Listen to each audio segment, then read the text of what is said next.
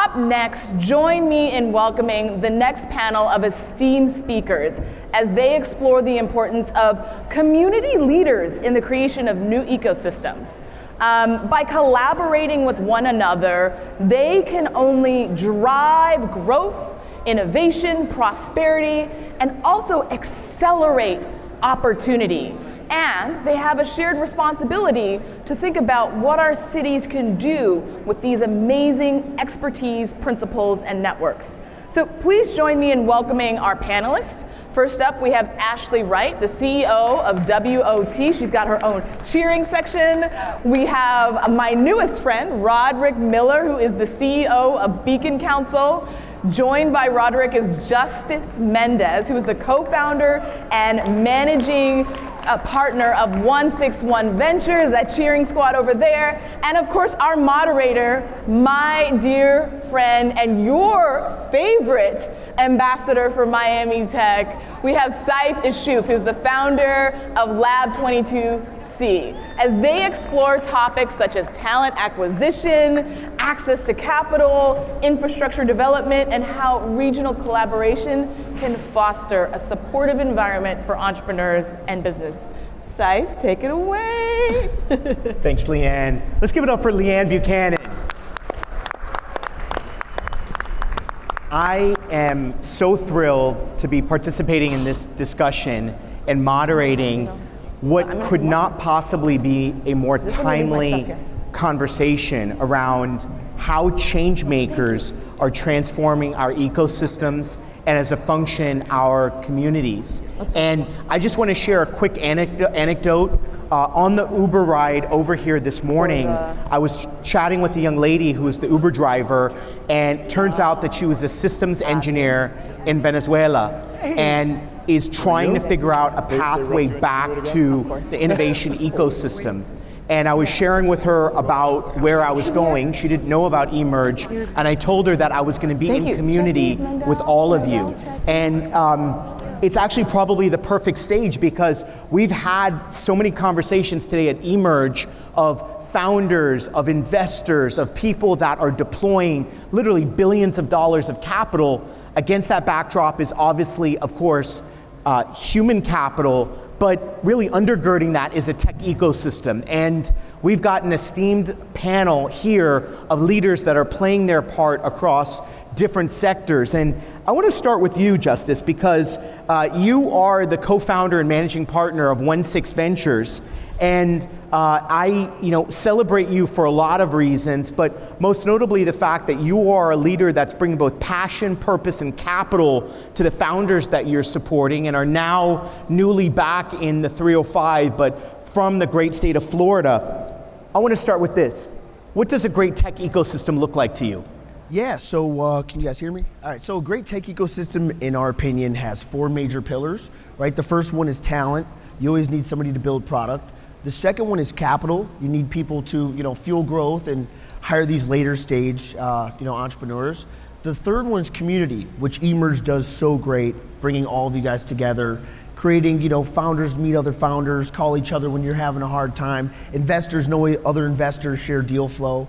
And the fourth pillar is resources, right? So that's having programs like Miami Hack Week. That's, the hackathon that they did last week, right? And when we want to come into an ecosystem and help change it, we try and see against these four pillars, what are their needs? Some communities have capital, but no talent. Some have talent, but no resources, right? So we try and build a blueprint based off of their needs against these four pillars. So that's what we look for in any great tech ecosystem. I really appreciate your framing, and especially when we think about that, the central role that community plays in supporting all of that. And you can't think about community without thinking about educational environments as essentially almost like the substrate within that blend. And Ashlee, you've been at it for a very long time in many parts of our state and around the country in this domain of thinking about the role that education plays, and ecosystems start with education and that sense of upward mobility and economic uplift, that if it isn't working on the margins of our community with our most vulnerable and young people, then it's not working anywhere. And so Give us some perspective via the educational lens, because we've got a lofty title for our panel about changemakers and ecosystems. Give us insight on the educational lens as somebody who's built and created award-winning schools that have delivered so much value to students and families. Absolutely, Saif. You know, when we think about education, we think about young people, we have this very traditional lens. You know, the educational system hasn't changed since the industrial age, but our children are changing. The access and the information in front of them is changing. And so that means that our schools have to do the same thing. And so when we think about the educational ecosystem, we're talking about a paradigm shift. We're talking about changing the way we educate young people. And to your point that you made about the talent pipeline, that's integral. But the talent pipeline isn't just certified traditional teachers. The talent pipeline is all of you. And so tapping into the resources that are within our community, bringing them into our schools and bringing in innovative pedagogies. And those pedagogies allow our children to be creative, to be curious, and to be able to design and implement at the very best of their skill set and their peak. And I think the last part about that, Saif, that is essential to making sure that we're successful within this change in our ecosystem is making sure that we are investing the capital. Like you said, the resources have to be there. And that resource comes in time, that resource comes in money, but that resource comes also in community members. And I'm so happy to say that Miami has many, many key individuals who are investing into changing how we educate our youth. And you are somebody who is an educator, and I think that I want to tie in the comments this morning from the legend himself, Tom Brady, in that discussion with Felice and Melissa, our leadership of eMERGE, around mindset. And can you just, before we get some perspectives from Rodrick, can you talk a little bit about transformational schools are places that have educators who themselves have been enhanced and uplifted? And I know that you talk a lot about the role that growth mindsets play, and I think that that's really what we heard from the GOAT himself, Brady, this morning. Can you talk a little bit about that? Because you can't get transformational ecosystems without educators who operate with growth mindsets. Absolutely. I think that a part of that really is asking individuals when they're thinking about that growth mindset to really dream. You know, when we think about our schools, we think about what's available in front of our children. We are so quick to tell them no. No, that can't be done, and it has to be done this way. If we're going to expand that growth mindset, if we're going to give that next generation the opportunity to become the next Tom Brady in so many different levels, we have to be able to think about how to expand their thinking, and that comes through exposure. Exposure to not just only how to use the tech, but how to create the tech, how to actually elevate the tech. And so that exposure that we give our young people, Saif, that is the start to elevating that mindset.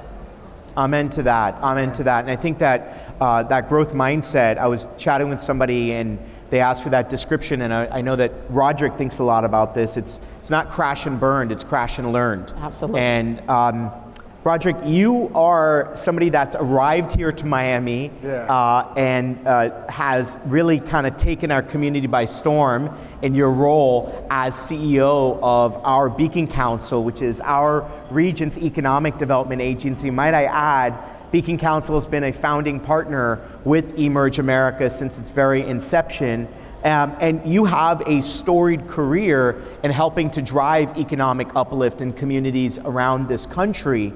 And for those of us that are native to the 305, we know that Miami is still a young ecosystem, and we're operating in a globally competitive economy. And so for right now, you still have a little bit of that new guy perspective, but of course you have board leadership and of course Madam Mayor, who are giving you wells of wisdom about what is actually stringing together the 305. Give us your take on Miami's future and what all of us can do to continue to build a thriving ecosystem. Thank you, that's a great question. It's great to be here in Miami. It's, so I've been here about 2 months now, and I've been getting to know the business community, getting to know the local community, understanding the flavor, what makes the community tick. And part of Miami is a very young city, young ecosystem, but it's kind of at that point, you know, about 17, 18 years old, a kid's muscle starts popping out. That's where Miami is. I was telling the story, I think I was sharing it with Ashlee, how my son and I raced on Christmas Day, and he dusted me, 16 years old, and he's about 196'1", and I thought I was 25, and I thought he was 8. And everyone else, nobody else was surprised that he won, but I was surprised that he won, right?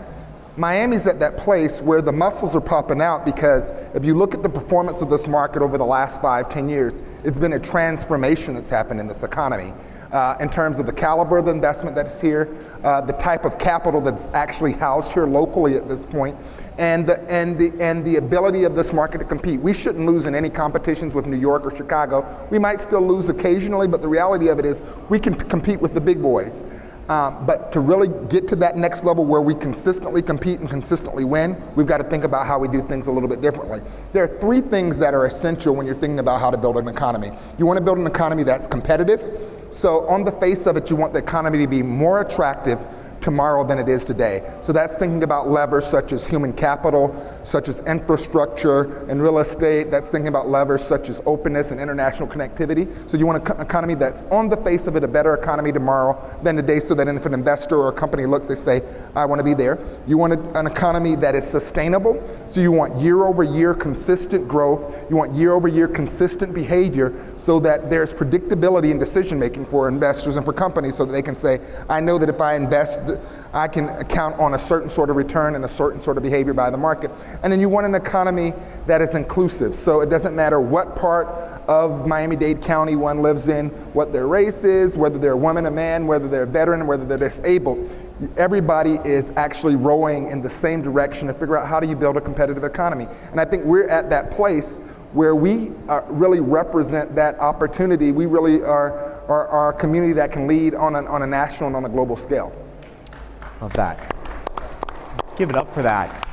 I love that. I want to go back to that metaphor. I mean, Miami really is like our 18-year-old cousin, and they, if they were a human being, you would not want to challenge them to a push-up competition. They are going to absolutely eat your lunch, and we know that. And I think for those of us that are from this community, it's really a great point of pride, particularly because we're going to talk a little bit about how underrepresented communities show up, particularly in a globally competitive economy, because my friend and colleague Karen and I often, over the last 20 years, a lot of people who would come in and talk about incumbent innovation ecosystems like Silicon Valley, like New York, and they would always trumpet these things that were like, oh, well, there's a great university ecosystem, obviously, because of Stanford, and all these other compounding advantages. And then really what the pandemic showed us is that it was the decentralization of American innovation, and that innovation moved into becoming a multinodal network. And the truth is, talent lives everywhere.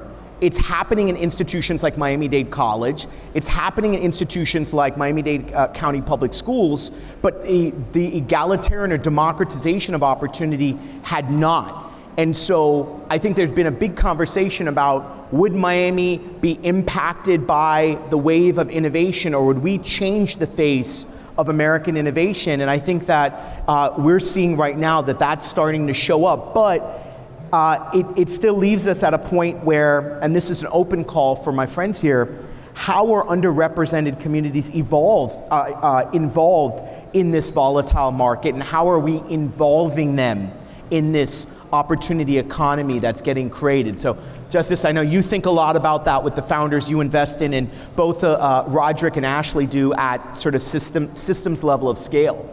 Yeah, I think it's super important. We always talk about bridging the gap. So I mean, I think the first step is obviously creating that bridge to these underrepresented communities. All of us up here on this stage have, grown up in these underrepresented communities. But back to the bigger point, I think, right, and you kind of touched on this, is that, when I think about this question, I think about a word, strategy, right? The word strategy comes from the Greek word strategos, means commander of war, right? So business applies to strategy. If you think about your greatest asset as a commander of war, you think about your army, right? And you think about a unified front of people with a common goal, right? So everybody in this room right now, you look to the left and to the right of you, those are your greatest assets, even if they're complete strangers. We need to be unified on a common goal, keep your identity. Every community has their own identity, but together we're strong. That's why they say divide and conquer, right? Alone we're weak. So I think just all of us moving together on a united front will be able to make Miami great, Florida great, and build something that nobody's ever seen before. And I think now is the best time. I mean, you were just talking about the dynamic shift. It was super concentrated VC funding up until 2020 in Silicon Valley, but now you see all these amazing startups coming out of Florida, all these amazing startups and funding happening right here in Miami. So I think together we're strong. And at OneSixOne, we always say, if you want to go fast, go alone. If you want to go far, go together. So I think that's kind of... Absolutely. I love that. I think that the spirit of unity really matters a lot. I think sometimes we think about this reductive narrative when you get a journalist from out of town, they write a story about Miami, and it's not relevant or reflective of our experience. It doesn't involve Lambos. It doesn't involve crypto bros. Many of us who grew up in Miami have never been to Club 11. That's just not our lived experience. And instead, I think about extraordinary organization like Women in Web3 Equity, which is making sure that more women are getting access to understanding opportunities in the blockchain world. We think about organizations at FIU like Shell Hacks. We think about organizations like the Miami-Dade College's Idea Center, the energy and curiosity and the fury of the people that have made this community translating into upward mobility. And so, Ashlee, you have been working for such a long time at communities, with communities, and in community that has, in some spaces, been overlooked, forgotten. How are we encompassing that in this next chapter of where we're going for our Miami? And what sort of intentionality must we have if we want to get this right and not be a cookie cutter of models that have long since been broken? Well, that's a powerful question. The key to that is to ask the people. If we're going to really create something that is going to be impactful to the people who are part of this community, we have to get their input. And so whether it is our schools, whether it is our businesses, whether it is our banking institutions, to your point, our economy as we're growing and scaling that, we have to get the folks along on that vision. And so in order for us to move it from point A to point B and to really see the progress that we see tech moving into, I can remember when I was a kid, you watched the Jetsons, that was a dream, right? Right? I think we went backwards. Exactly. But now that's the reality. And so we've got to be able to go to those communities that are not being included in the conversation, Saif, and we have to ask them what their needs are. And then we have to advocate for those needs. And so as our responsibility from all of our silos is to be able, as you said, to come together as a community and be those advocates for those voiceless people. I love that. I think that, let's clap it up for that. I think that leaders in this community that are taking the time to ask those questions at the barbershop, at the ventanita, are getting the types of answers that are making sure that we are user-centric community. And we're really fortunate that we have leadership in our community. We just heard from Mayor Levine Cava and her Future Ready plan, and I had the opportunity to work alongside Mayor Suarez and his idea of what it means for Miami to become the capital of capital. It's not just financial capital, it's human capital, it's cultural capital, it's social capital, and I think that that's what's driven this sense of economic uplift. And Rodrick, Beacon Council's been doing some really consequential things in this area of ensuring that communities are not being left behind, that this is not just about the downtown core, so it's poppin' in Wynwood, but if you're on the edges in Miami Gardens or Homestead or in Westchester, that you are not in the mix. Can you talk a little bit about how you see this and how this is informing the cadence and the overall approach of what you and your team are doing at the Beacon Council? Absolutely. This is such a great question and such a great place to have this conversation. When we look at what drives an economy, there are a bunch of things, but the number one factor driving economic growth and decisions by companies is access to human capital. Do people want to work?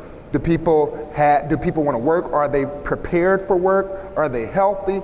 Those sorts of things. And when you look at the ecosystem in Miami, We've got a very special ecosystem here. You've got FIU that's #1 in the country in terms of Hispanic engineers, #5 in the country in terms of African American engineers. You've got Miami-Dade College, the largest community college, in the country, with over 120,000 students, with 12,000 graduating this weekend, I believe. You've got Florida Memorial, the only historically black college in this region. You've got University of Miami, and so you've got all of these institutions that are really driving this question of human capital. And I think they flipped the script. And I think Michael Crow from ASU was one of the first ones to talk about this. You don't measure a university by how exclusive it is. You measure it by its ability to provide access and education to people. And so in Miami-Dade, one of the levers is the human capital. The other one is openness. And that openness is a measure of how international a market is. What's the foreign direct investment looks like? What does the import-export look like? What percentage of the residents are foreign born? Over 50% of the residents of Miami-Dade County were born outside of the United States. We've got a population, over 70% of this population is Hispanic or Latino or Caribbean. What does that really mean? That means that we've got the best opportunity in the entire United States. We are the future of America, so we've got to get it right here in Miami-Dade County. And so we're inarguably diverse, but we've got huge challenges in terms of disparities, and we've got to address it squarely. How do you address it squarely? You go in the communities and you put the tools in the hands of the community. You put the tools for entrepreneurship, the tools for workforce development in the hands of community, and there's no one sector that can drive this. This has to be a strategic, integrated approach between the public sector, the private sector, and civic leadership. I love the idea of what you shared, that this is really an all of us multi-sector effort. It's got to involve the public sector, private sector, not-for-profit partners. And I'm constantly reminded by my dear friend and mentor, President Madeline Pumariega, that against the backdrop of the opportunities that we have to have a real concerted form of thoughtfulness, that we have to have a systems level approach. And so I want to jump to that for a quick second, because Miami is a unique community, because when we think about other innovation ecosystems, when they talk about diversity, equity, and inclusion, I believe when I think about my ecosystem of friends and changemakers and people who are building here, that for us in Miami, diversity, equity, and inclusion is not the kids' table at Thanksgiving, it's our core competitive advantage. And I wonder, for my friends who are here, how do we actually now do it in a way where this is how we show up to the world? When people think, oh, well, the tech bros are arriving and they're going to change Miami, I think it's pretty clear when you look around Miami, we're starting to change that element of culture, that you don't want to be at a tech bro dinner where it's 15 guys. There's not space at the table for extraordinary women leaders and diverse leaders that are building and doing transformational things. How do we make sure that this form of who we are is being amplified? So Justis, I'm going to ask you, because you get to work with a lot of these founders and you're writing checks to them. Absolutely. It's crazy that you said that, seat at the table, because that was actually what I was going to start with. So, it was hard for us, becoming, just two kids out of college just trying to run an accelerator and then eventually run a fund, right? They're like, there's no room for you at the table. So one thing we said to ourselves is, why don't we build our own table, right? At the end of the day, and we'll build more chairs and more seats. We'll make sure we don't have higher walls. We'll build a longer table. So at the end of the day, I think that that's something that we have to be conscious of, is if they're not gonna let us in, let's build our own house.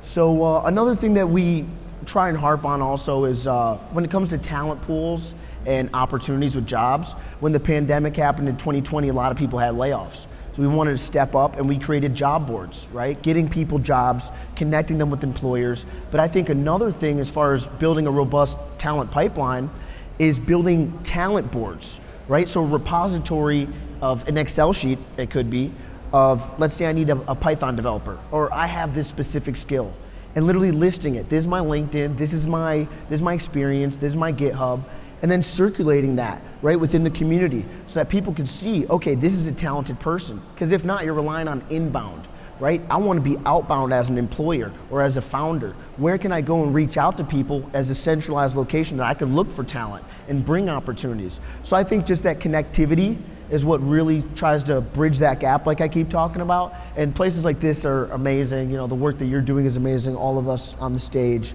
So we just have to keep doing what we're doing. And like I said, we have to be in collaboration and not competition. And together, we're our biggest asset.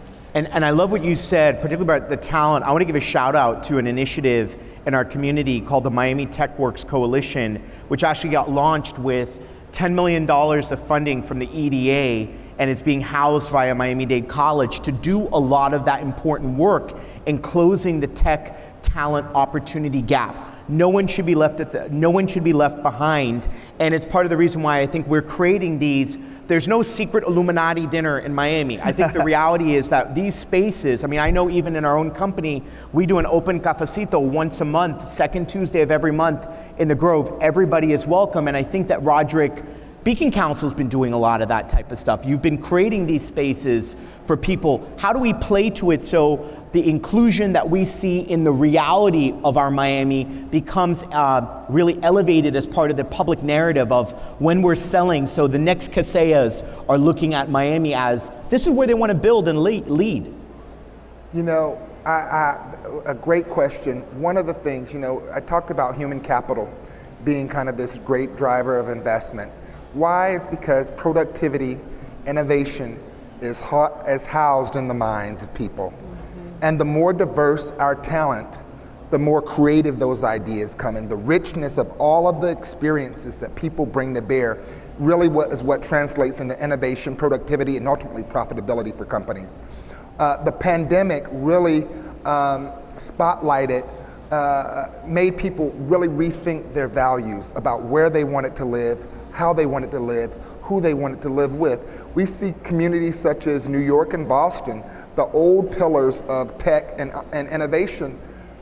People are leaving those places. Why are they leaving those places? Because the doors are shut. They're leaving those places because the bars are too high. And where are they saying? They're saying, we want to be in Miami. Why are they saying we want to be in Miami? Because Miami is developing a reputation nationally and globally as a place for entrepreneurs and tech entrepreneurs that it doesn't matter what you look like, that Miami, you can get a seat at the table. And I think that's what we've been trying to elevate at the Beacon Council, that we are a county-wide economic development organization focused on trying to bring opportunity, economic opportunity, whether that's entrepreneurship or job creation, whether one is in northern part of Miami or whether they're in Florida City. That's our job. You know, the Kaseya project, why did Kaseya come here? Why? Because they could work with our university systems to develop the talent that they need. Why did they come here? Because there was an open door, and we're continuing trying to figure out how do we make that door a little bit wider and make that process even more turnkey for entrepreneurs, for companies that want to grow, and for people that want to envision a better life for themselves. Miami has that opportunity, but let me tell you something. Up is up, and up. It's all kinds of directions. So we have to be clearly intentional about what the Miami of tomorrow is and work in a strategic and a coordinated fashion to say, for us, up is right over there, and we're going to work together to get there. I couldn't agree more, and I just want to also share something for any of our founders that are here. I think part of the mix of if you are a native-born founder or a founder that's moving into the 305, I'll just share a personal anecdote that Manny Medina, who is literally the GOAT and godfather of Miami Tech, these leaders that we see, these are not people that are statues made of alabaster and marble. These are leaders that will spend time, connect with you, open up their networks, and find avenues to be able to support and amplify what you're doing. We don't have the calcified hierarchical structure of, you pull up into Chicago, I mean, you know, the former mayor, Rahm Emanuel, used to say, Chicago is the most American of American cities. That's great. We're seeing how, unfortunately, that's turning out. Miami's strength is we're the least American of American cities. We're moving at the dynamism of a Bombay, of a Dubai, of a Singapore, of a Sao Paulo, of places that, quite frankly, are where we're going to escalate and elevate quickly. Ashlee, you think a lot about this, and quite frankly, I know you're also a data-informed person. You're somebody that's like, it's all about the data. The narrative's great, but it's got to be about show me the numbers. How do we ensure that this next chapter for Miami is inclusive of inclusion as a core? It's on the marketing. It's not just the sand and the beaches and the other things that people might have thought of yesteryear in Miami, but they're seeing that we've got these types of institutions like Rodrick mentioned that are excellence, not just diversity, but actual excellence that's being modeled at our local HBCU, at our largest HSI, at our largest college. So tell us about the data, my friend. You know, I think one of those things is I'm an example of that, Saif. Here I am, African-American woman, came into this community, and because of individuals like yourself and Jerry Davis and others, Melissa Medina, sitting down, giving me insight, telling me what the community needs, where the community is growing, and opening that door, I moved my company here, right? And so, you know, when we talk about places— Let's appreciate that. We've got somebody like an Ashlee who moved her company here from Central Florida and is now in the 305. Absolutely, and then, you know, and then Teresa Fox, and I could just go on and name and name and name people who are in this community who have said, I believe in that. You know, sitting down, Mr. Miller, I believe in that. How can we make that happen? What can we do to help Miami become home, not only for you, but also your team, the team you're going to hire? And so one of the things that I want to say is job well done, Miami. Let's continue doing what we've been doing, and we will continue to see the results. I like that, but, you know, and I want to add something, because sometimes we get lulled into a sense of comfort around how far we've gotten. And I think part of and we all know the 305 hustle. People are relentless, they're restless. It's like the extraordinary woman who is the Uber driver I was with today, that from Venezuela. She's a systems engineer. We were talking about, I want to get her plugged into IronHack. I want to get her plugged into the innovation ecosystem. That's what's different. I think it's also important that we acknowledge that we're on the journey. We're not there. There's so much more. There are those communities that we drive by them. We know redlining sort of truncated their ability to get plugged into what's going on, that there's still so much more. What piece of advice would each one of you give to folks that are now arriving in Miami that want to get the plug? They want to be in the loop. What should they be doing? What are those spaces and places that they should be engaging in to make sure that they are not being left behind? Justis, you're like that. By the way, Justis has got the most Miami suit on today. Let's give it up. I'm like, you know, I got called out. I didn't bring my Tetris suit or something like that. My brother right here, he brought it. So give us some advice for everyone. It's funny, I was saying that I was trying to give Mr. 305 a run for his money, and I don't see him in the crowd this year. You got it. You got it, baby. I think I got him. So, yeah, and I believe this with almost all communities, but I think if you want to get plugged in, right, you got to be the plug yourself. So I think when you come into an ecosystem, you got to give. One of my mentors, you know, was lucky enough to sell a company for a few $1 billion, and what he told me is, he said, Justis, I made it to the top with having my palm to the ground, not having my palm to the sky, right? And what does that mean? It means he's giving and not asking.